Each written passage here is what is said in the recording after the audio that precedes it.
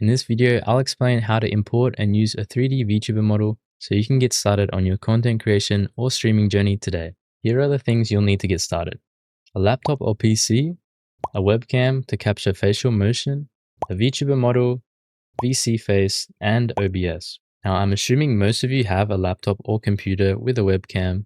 Even a cheap one will do. There are ways to track your face motion on iPhone, but I won't be covering that today as it can be a bit tricky to set up that way. Next, you'll need a VTuber model. The model itself needs to be in the VRM format, which stands for Virtual Reality Model. If you don't have a model yet, you can find tons of free to use models in my Discord server. You can be a crow, a jellyfish, a potato, a seal, a chicken, or a fish. Regardless, if you are interested, the link to my Discord is down below.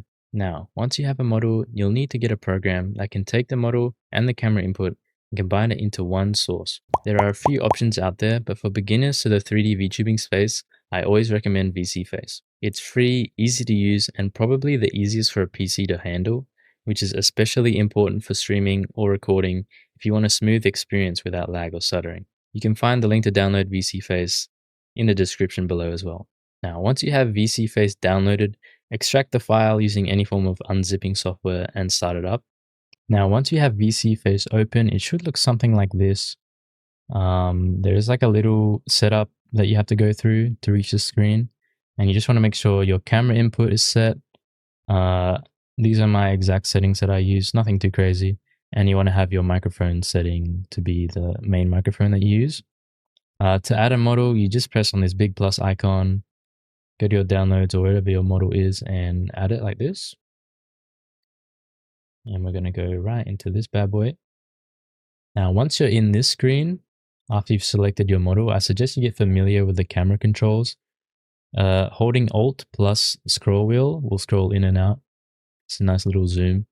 And holding Alt while left clicking will rotate the model.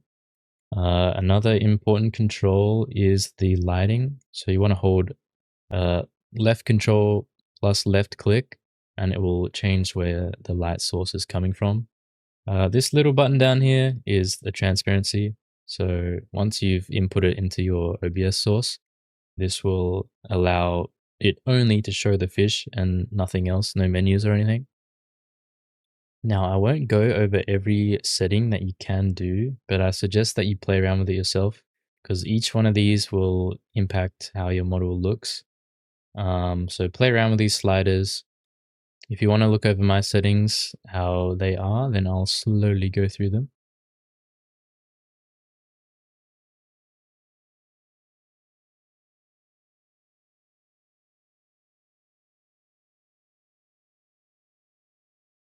The next part I want to dive into is a little bit about toggles. So some of the models that you'll get, especially my models, they'll have some extra little add-ons and toggles.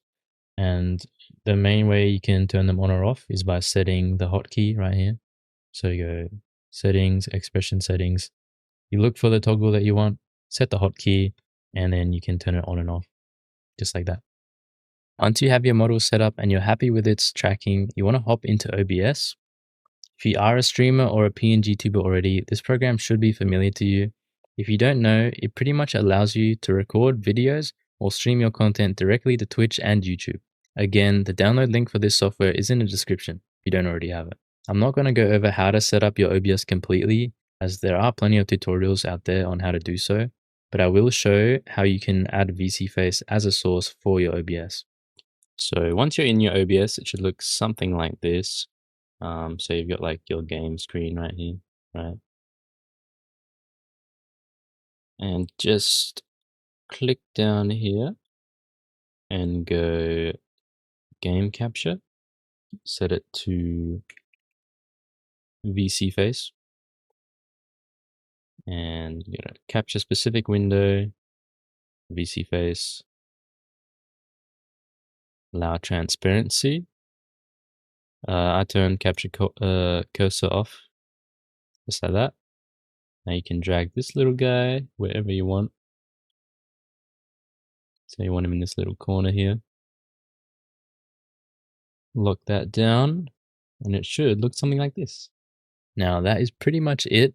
If you guys are interested in more tutorials, make sure to subscribe. I plan on making more soon, so let me know your thoughts on what you want to learn next.